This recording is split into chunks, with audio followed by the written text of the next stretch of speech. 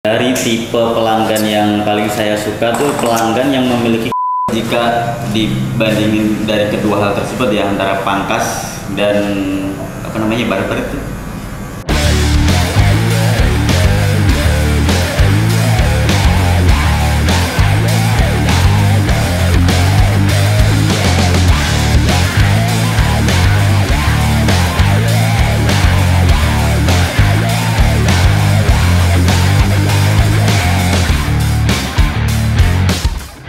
Balik lagi di konten Keluncung Barbershop di segmen syukur. Suka-suka tukang syukur. Ini kita kedatangan salah satu barberman dari Keluncung Barbershop di cabang Gunung Guntur. Bisa diperkenalkan, Mas? Oke, kenalin teman-teman, nama saya Rahmat Belasim atau biasa dipanggil tuh Ardi. Saya sekarang lagi di Keluncung cabang Gunung Guntur. Asalnya dari mana, Mas? Kalau saya asal dari Kediri ya, di Jawa Timur. Jadi baru aja bergabung di Keluncung Barbershop ini kurang lebih sekitar 2 mingguan. Oh, emang dari Kediri itu ke Balikpapan ngincar ke Keluncung atau ada barber lain yang pengen dimasukin? Jadi kalau ditanya misalkan ditanya dari awal udah ada kepikiran untuk Keluncung sih? Belum sih sebenarnya, Mas ya. Karena pertama aku datang ke sini tuh sempat lewat kan di daerah Grand City ada sebuah barbershop. Kok kelihatan gede, bagus kan, coba aku cek IG-nya, coba DM, coba lihat ya. Bagus. Banyak juga kan cabang-cabangnya. Yang ku tahu di sini cabangnya kan ada 7. Ya, ada 7. Kurang lebih ya, betul 7 ya. Jadi coba ke DM dan akhirnya dikonfirmasi sama adminnya, suruh WA dan ketemuan, dan akhirnya saya sekarang bergabung di Keluncung cabang Gunung Guntur. Gitu. Jadi sudah berapa lama nyukur, Mas, dari Kediri sampai ke Balikpapan? Kalau dari pengalaman saya nyukur kurang lebih hampir 3 tahun ada sih, Mas ya. Tapi lebih tepatnya 3 tahun atau 2 tahun setengah, kira-kira sekitar segituan lah. Di Kediri itu sama Balikpapan lebih rame effortnya barber di Jawa sana apa di sini? Menurutmu? Kalau dibilang barber secara keseluruhan sih ya, pasti kan rata-rata orang tuh udah pada ngerti gimana barber dan segala konsepnya. Kalau dibandingin di antara kedua kota tersebut, menurut saya di Balikpapan nih untuk barber itu bisa jauh lebih besar dalam artian pertama mungkin cakupannya kan, atau kedua segala konsep-konsepnya. Karena yang saya lihat di Keluncung nih ya, dari di cabang Grand City yang utama dan cabang-cabang lainnya itu memiliki konsepnya masing-masing. Sehingga melihat pasar. Iya. Jadi nggak monoton satu nama Keluncung ini ada satu konsep aja enggak. Menurut saya gitu. Bagus sih. Ya, itu salah satu keunggulannya Keluncung. Jadi ada yang di Grand City dia ngusung konsep hair studio kan. Yang lain barber-barber bisa disamain sama tempat-tempatnya lah. Kalau dari pertama kali nyukur kena tarif dibayarnya berapa? Kalau dari pertama kali nyukur saya dari setelah belajar tuh ya, saya masuk barber dikasih harga kena 35 ya. Sebelumnya kenapa milih jadi tukang cukur atau barberman? Atau ada pandangan yang lain gitu, kerjaan dulu? Oke. Jadi gini. Kenapa saya pada akhirnya memilih untuk menjadi barberman? Sebenarnya dari dulu tuh udah ada sih kepikiran dari waktu kurang lebih tahun 2016 kan, waktu masih kuliah dulu kan, setiap kali datang ke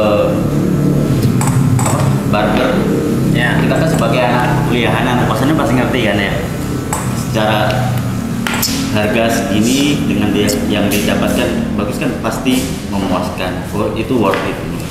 Tapi yang saya lihat bukan dari sisi worth it apa enggak, tapi dari saya lihat dari perspektif bisnisnya. Jadi agaknya gini, nampaknya dunia barberi nggak akan ada matinya menurut saya kan. Iya benar. Karena di mana-mana semua rambut orang pasti tumbuh, pasti semua orang balik lagi pengen untuk merubah penampilannya kah atau memperbarui dan lain sebagainya. Jadi itulah kenapa saya memilih menjadi barberman. Jadi semisal orang masuk ke barber, dia bayarnya lebih mahal dari pangkas dengan hasil yang menurutnya itu berbeda dari pangkas, itu layak nggak dibayar lebih mahal dari pangkas? Jika dibandingin dari kedua hal tersebut ya, antara pangkas dan barber itu, dari kedua hal tersebut satu aja diambil dari sisi pelayanan, servis lah ya. Servis ya. Kita bisa lihat di sini di Peluncum di cabang di mana? Ini Beler. Di Beler kan bisa dilihat untuk pelayanan juga, di tempatnya nyaman, ada AC, ada wifi. Pasti orang akan mikir konsultasi. Iya, bisa konsultasi juga kan dengan gimana cara potongan yang pas, dengan bentuk mukanya dan lain sebagainya. Pasti customer tuh akan mikir, worth it nggak ya aku ngeluarin uang segini dengan apa yang gue dapat dengan harga segitu. Dari situ harusnya sudah bisa diambil kesimpulan di mana antara pangkas dan barber itu kenapa memiliki standar yang berbeda. Harusnya sekarang juga customer tuh bisa melek lah dengan adanya barber yang bikin konten-konten tentang rambut. Masnya juga senang kan bikin konten? Masnya bisa dicek kontennya IG-nya apa Mas? Kalau untuk IG saya bisa dicek di bxy.pdx. Saya nanti cantumin ya, maaf saya agak lupa namanya. Lanjut lagi, apa saran atau tips yang Anda berikan buat pelanggan kalau mau potong rambut? Oke, mengenai saran atau tips yang saya biasa sering berikan kepada customer ya, pertama kita pasti tanya dia keluhannya apa dulu. Keluhan apa itu? Keluhan tentang rambut ya, utamanya ya, tentang rambut, tentang penampilan. Dari situ kita bisa menggali. Misalkan ada pertanyaan, Mas, gimana ya? Saya nggak pernah dapat potongan yang pas. Kita bisa analisa kan dari bentuk wajah, bisa dari tulang kepalanya juga. Dan dari situ kita bisa memberi saran buat dia bagaimana potongan yang sekiranya pas untuk dia. Dan apabila dari customer itu menerima pilihan, kita bisa enjoy kerjanya. Gitu. Itu termasuk kita ngasih saran produknya juga? Lebih bagus sih itu sebenarnya Mas. Bisa misalkan ya, dari Keluncur kan ada produk pomade kan. Dari Keluncur ada produk pomade. Pasti kan dari hasil potongan yang rapi, terus kita menyarankan sebuah produk, itu sangat berkesinambungan di antara dua hal tersebut. Ini poinnya, kadang orang minta potong rambut, terus endingnya dia nggak tahu stylingnya cocoknya pakai apa, itu pengaruh juga. Jadi bukan semata-mata dia ke barber minta potongan rambut jadinya seperti itu tanpa pakai produk, ya Mas ya. Terus kenapa nggak buka barbershop sendiri Mas? Oke. Kenapa nggak buka sendiri? Sebenarnya pengen sih Mas ya. Pasti dari keinginan para barberman tuh pengen buka sendiri. Tapi ketika ini menurutku ya, antara buka sendiri sama kita menjadi barberman itu merupakan dua hal yang berbeda banget. Ya. Kenapa berbedanya? Satu, kalau kita jadi barberman, kita fokusnya hanya pada pelayanan aja menurutku, antara kita ke customer. Kalau kita menjadi pemilik atau katakanlah kita buka sendiri, banyak yang harus kita pikirkan. Ada yang dari customer lah, misalkan ada komplain atau apa, antara hubungan kita dengan para barberman lainnya, karyawan. Dan menurutku dari pengalaman yang sebelumnya ini menurutku masih belum cukup untuk aku bisa menjadi ibarat kata membuka sendiri barber gitu. Menurutmu lebih senang customer yang datang langsung atau customer yang booking? Oke. Kalau antara kedua hal tersebut, antara customer yang datang langsung atau yang booking, sebenarnya tuh sama-sama seneng aja ya, karena kita kan pasti seneng ada orang datang. Dihargain lah. Iya, dihargain. Tapi yang lebih enak itu ketika ada customer yang booking.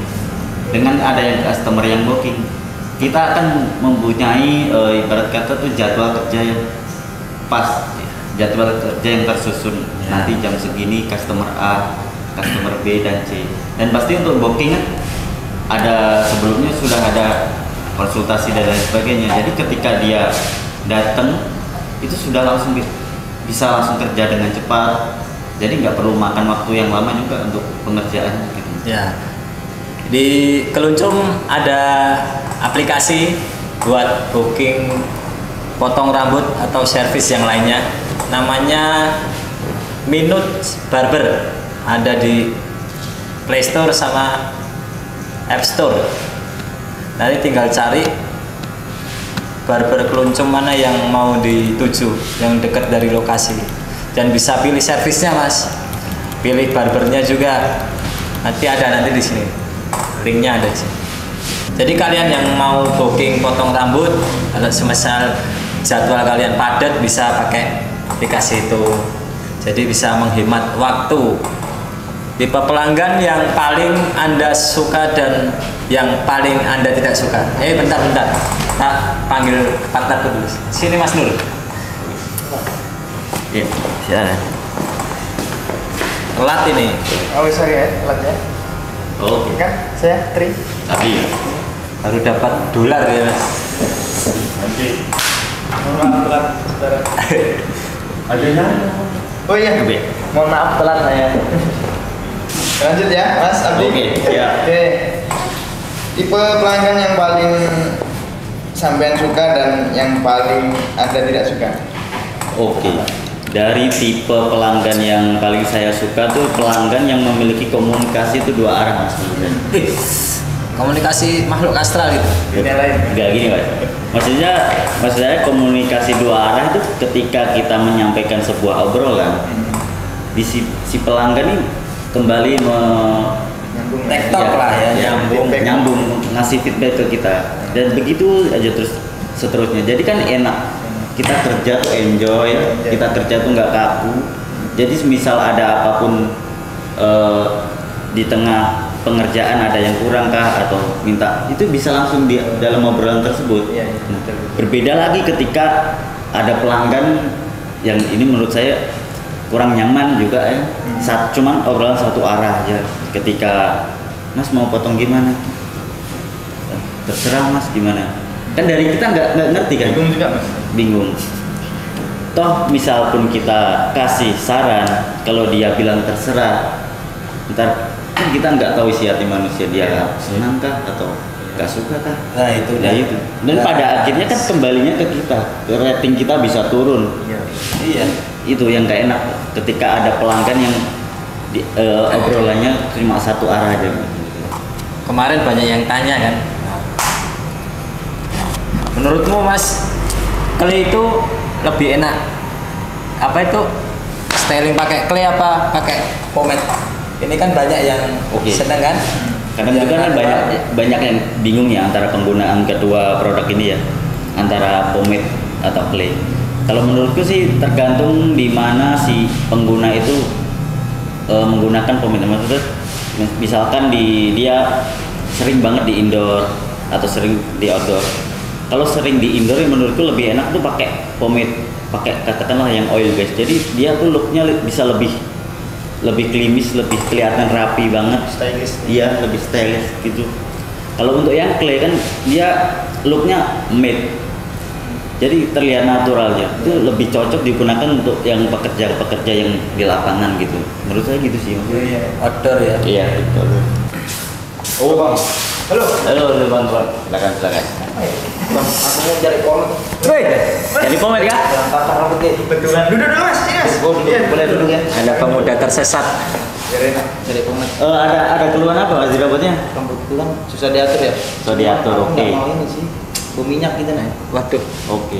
Berarti carinya yang looknya pengen yang matte gitu kah? Yang nggak terlalu kelihatan berminyak banget. Kelihatan berminyak. Oke, di sini ada sih mas. Ada keluncum hair pomade heavy hybrid. Ya. Ini looknya dia nggak terlalu kelihatan berminyak banget mas. Mungkin cocok untuk seleranya masnya yang nggak pengen nggak terlalu berminyak banget. Bisa sih, coba di. Boleh. Silakan. Di muka loh mas ya. Dibuka loh mas ya. Ini gratis ya? Gratis, ambil aja dah. Saya besok di Gatsby sih mas. Oh Gatsby. Bagus itu Gatsby. Bagus ya. Bahaya itu. Iya. Gratis tapi wajib beli. Wangi sih. Wangi. Tapi ya ini lebih bagus ini. Ini produk luncur mas. Iya. Yes. Iya, produk luncum mas. Wih, nggak jadi tersesat lagi dia. Wih, kan? Nah ini kan kayak orang. Oke. Sip. Gimana mas? Mantap sih, mantap ya. 100.000 itu mas. Murah aja mas. Oke, jadi gimana mas produk pomade dari keluncum menurut? Bagus sih, wangi, enak dipakai. Sekalinya nggak perlu pakai misir kan? Iya. Langsung sih. Jadi Itu bisa dipakai buat kumis juga mas. Iya serius, tapi Iya. nggak punya kumis. Oh iya. Mau klimis? Nah kalau mau klimis, pakai Nih, nih. pakai ini nih. Keluncum pomade Ya, heavy hybrid. ya. Biar rambutmu nggak tersesat Nah, kayak masnya. biar enak diatur. Nih. Oke, lanjut lagi Mas Abdi. oke. Ke pertanyaan selanjutnya. Jadi potongan rambut yang males banget sampai potong. Apa mas? Oke, untuk dari pengalamanku sebelumnya ya untuk jenis potongan ini lebih ke jenis potongan rambutnya atau jenis rambutnya sih mas? Jenis potongan. Dua-duanya boleh lah. Boleh, Dua-duanya. ya. Oke. Untuk yang bikin barberman pada umumnya ya, menurut terlebihnya saya yang malas untuk pengerjaannya itu gini. Misal dari customer tuh sudah ada konsep, Bagus mas. sudah ada gambaran, ada foto kan misalkan. Misalkan katakanlah dia pengen koma, tapi rambut dia kurang panjang. Nah, kan kita sebagai barberman tuh ya bisa aja kan kita ngerjain sesuai dengan pola koma hair yang gimana, tapi kan nanti di hasilnya pasti berbeda. Nah kan, kenapa bikin males? Kita gini, kita kan udah ngerjain sesuai SOP-nya koma hair gimana saja gitu kan, tapi hasilnya gitu. Pasti endingnya apa? Customer gak puas dengan hasilnya kan? Gitu. Jadi itu sih mas menurut saya yang nggak enak dari misalkan ada customer gitu. Ya itu sebenarnya customer kurang mendalaminya aja. Itu udah semua takdir alam mas. Bukan mas. Iya. Semua hal yang dipaksakan tidak baik. Ya. Nah, waspadalah. Waspada. Oke, lanjut lagi Mas Abdil. Abdil kah Abdi? Abdi ya? Abdi ya. Iya. Oh, iya. Lupa mas. Tips and trick buat orang yang mau jadi barberman. Tips and trick untuk yang mau jadi barberman. Pertama, menurut saya harus ulet. Uletnya. Kenapa harus ulet? Karena di dunia barber itu detail itu sangat penting menurut saya mas. Itu yang kenapa membedakan hasil potongan dari dipangkas dan di barber sehingga memiliki range harga yang berbeda. Pertama harus ulet, kedua harus komunikatif untuk menjelaskan kepada customer A maunya gini, tapi kita nggak bisa mengkomunikasikan hal itu percuma menurut saya. Jadi Salah arah. dia jadi salah arah kan? Jadi tersesat Iya. kayak masnya ini tadi kan. Jadi di sini kan tersesat. Iya makanya pomade juga pakai di muka dia. Cabut. Kurangnya komunikasi Iya. ya, saudara-saudara. Oke. Ada. Ini aku ngapain? Lupa lagi mas. Aku boleh tanya-tanya? Nggak boleh. Boleh? Boleh aja tanya mas. Oh ini mas mau nanya. Ini kan tadi kan saya pakai ini. Ini apa? Kuncum apa? Itu Base-nya apa? peluncur pomade yang water base mas ya. Water base. Iya, jadi dia tuh kalau water base lebih gampang buat dibilas. Kalau kebanyakan produk pomade di luar kan yang berminyak banget, dibilasnya susah, mau pakai sampo berapa kali pun tetap. Kadang kan masih ada sedikit. Kalau pakai ini sekali bilas aja beres, urusan selesai. Kecil ya, Iya. akhirnya hilang mas. Lebih susah dari oil base ya. Iya, iya. Nah ini ada 3 ini. Jelasin yang pertama Mas Nur, yang biru. Yang ini water base. Nah, cocok dipakai di dalam ruangan indoor. Nah, kayak yang dikerja di kantoran, ya di kantor lah pokoknya. Pakai ini. Sekarang kan pakai. Tidak terlalu berminyak. Oke. Nah Water base. Itu kalau ini produk baru matte clay dari Keluncum yang rambutnya pengen natural, ringan-ringan aja, nggak mau kelihatan terlalu basah, pakai yang clay ini. sama kalau ini misal cara pemakaian tuh rambut tuh dalam posisi kering atau basah enak? Mas Abdi. Kalau Oke. water base ya. Kalau pemakaian pomade kan pada umumnya gini, aku menganggap pomade itu bukan sebagai apa ya, kayak pembasah rambut, tapi menurutku pomade itu sebagai pengunci tatanan rambut. Jadi lebih enak menurutku yang pakai pomade itu kita posisi rambut agak basah sedikit aja, kasih lembab. Ketika udah lembab, misalkan pengen, masih kan sering ke arah kanan, styling aja dulu ke arah kanan, baru kita kunci pakai pomade. Kenapa gitu? Kalau kita pakai pomade yang terlalu banyak sampai ke dalam-dalam akar kepala itu pasti efeknya satu Efek cepet kotor sampingnya banget. ya. Iya sih, cepet kotor. Apalagi ke misalkan menggunakan yang oil base kan, kita keluar aja berminyak semua di dahi ini. Iya. Gitu. Ya kayak pemuda tersesat ini tadi, pomade dipakai di muka kan. Oh iya, oke oke. Nah, satu lagi kalau habis pakai dibersihin biar nggak rusak di rambut. Lebih oke lah ya. Mas Abdi, Ya. harapan buat industri barbershop selepas pandemi. Untuk harapan industri barbershop ya selepas pandemi ini, harapan saya sih akan terus berkembang dan terus membenahi diri menjadi yang lebih baik. Dalam artian pelayanannya diperbaiki, semuanya diperbaiki, pelayanan ke customer kah, ke warga sekitar di luar barber kah. Jadi apabila dari pelayanan kan feedbacknya balik lagi ke diri kita kan. Ya. Dan kalau dari masyarakat menerima baik barber di sekitar, pasti barber tersebut akan cepat untuk bertumbuh dan berkembang barber yang lebih besar. Soalnya kadang banyak yang bilang kan, apa ini potongan mahal banget.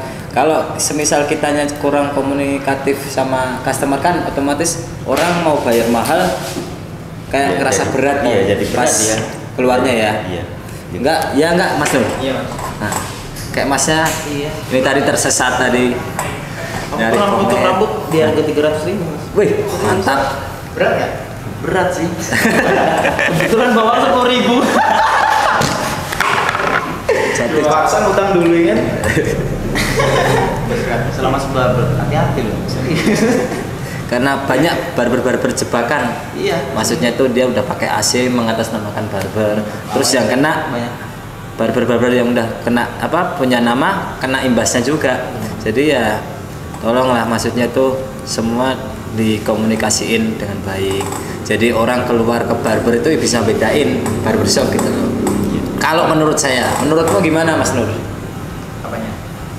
Keluh kesah semisal kita jadi customer bayar potong rambut dengan harga 2 kali lipat dari harga pangkas, bukan merendahkan pangkas, tapi kan semisal barbershop kita udah beda toh, maksudnya servisnya terus konsultasinya ya. Nah, Kan bisa nabung. cuk Iya kan? Bisa nabung kan? nyesel aku bukan cuk. Iya. Tapi kan menentukan kualitas juga. Nah, Iya. Tuh, jawaban tuh gitu, singkat, padat, tidak jelas. Makanya singkat padat tidak jelas. Mas Abdi, Ya. merasa jenuh nggak selama ini motong? Jujur. Jujur aja Mas. Oke. Kalau merasa jenuh selama ini motong menurutku enggak ya. Karena aku tuh tipe orang yang seneng banget ketika ketemu orang baru, ngobrol sama orang baru gitu. Ya. Jadi untuk dibilang ngerasa jenuh nggak ada sih menurutku Mas. Selama ini belum ngerasa. Ya mudah-mudahan aja enggak, karena ketika kita udah merasa jenuh kan mau ngerjain sesuatu pasti ya nggak enak aja. Iya. Pelayanan kita jadi kurang nanti. Benar. Nah, Mas Nur, jenuh nggak Mas Nur? Enggak Mas, soalnya ini memang apa? Mata pencarian. Oh, karena kebutuhan ya. Ya, kebutuhan. Kalau pandangan dari customer, Apa itu? potong rambut durasi sampai mau 1 jam itu menurutmu itu bosen apa enggak? Kalau dibilang bosen sih bosen, cuman kalau hasil menentukan oke aja sih, worth it aja walaupun sampai 24 jam lah, oke aja sih. Yang penting bisa berubah jadi Ronaldo nggak cocok, oke aja. Tadi pemuda tersesat. Udah tersesat. Pemainnya logo tersesat lagi. Mas Abdi, kalau kesahnya motong anak kecil gimana? Kalau keluh kesah motong anak kecil tuh yang pasti pertama di badan kerasa capek semua. Nah. Kan kita harus bungkuk, kita harus nunduk, harus muter-muter gimana nyesuaiin untuk Moodnya misal anak- iya, anak ya. moodnya anak kan. Dan pasti waktu juga Lebih lama. akan lebih lama intinya. Ya. Jadi untuk kesannya untuk motong anak kecil sebenarnya seru-seru aja sih Mas. Tergantung dari kita, kebaliknya ke kita gimana membawa keadaan tersebut menjadi lebih seneng aja gitu. Ada kemarin aku ngeliat ada tarif barbershop yang potong anak kecil itu lebih mahal daripada potong reguler dewasa biasa. Ya, itu kenapa ya?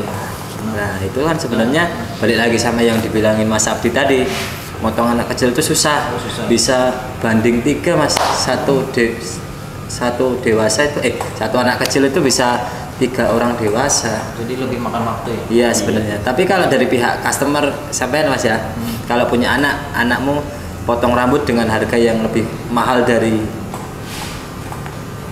tarif reguler biasa, itu nggak pantas nggak?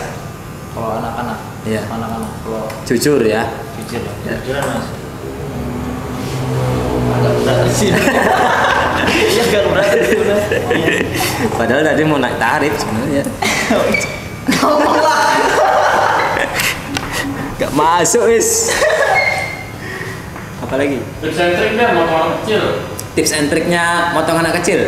Oke, untuk tips and trik motong anak kecil kita harus lihat umurnya dulu sih Mas. Kalau umur yang bisa diajak komunikasi sih sering-sering aja diajak komunikasi. Misalkan kita butuh dia untuk nunduk, kita ajak aja dia ngobrol.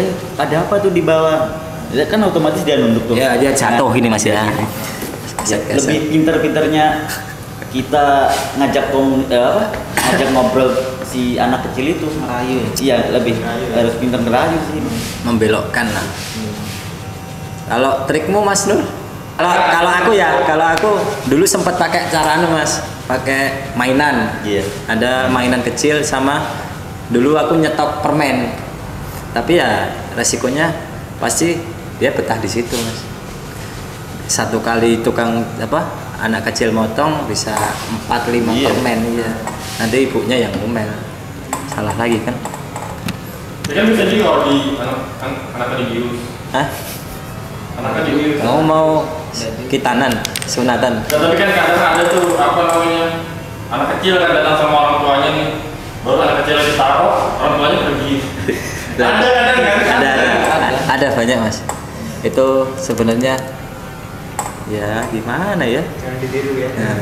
Nah, tidak jelas lagi. Diperjelas.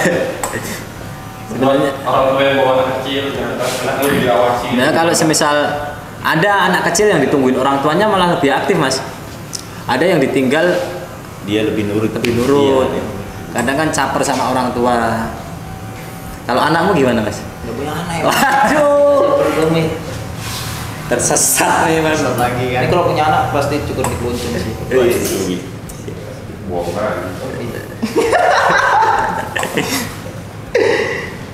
Ini harapan buat Keluncum ke depannya. Harapan buat Keluncum kedepannya yang pasti bisa berkembang lebih besar lagi, lebih bisa melayani masyarakat di seluruh Indonesia utamanya. Amin.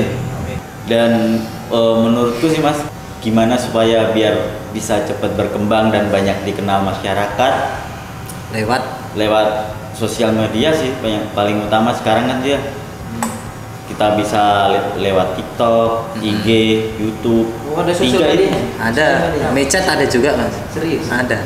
Di bawah ini ya. Nanti di sini. Di bawah. Ya. TikTok, Shopee ada juga ya? Kan jual, ada jual komen. Ya ada, Shopee. Ada ditaruh linknya nanti di bawah. Terus ada juga lesnya Mas, les Keluncum Academy.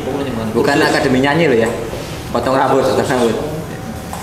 Kalau Masnya berminat, biar gak tersesat lagi dah. Ya. Oke, guys, terima kasih banyak dan buat Mas customer, terima kasih. Pemuda tersesat ya. Iya, pemuda tersesat. Dan Mas Abdi, Oke. terima kasih sudah meluangkan waktunya. Terima kasih Mas Abdi. Oke, sama-sama. Oke. Mas tersesat. Oh iya, Mas Inat, makasih ya. Balik lagi di konten syukur selanjutnya. Suka-suka tukang cukur.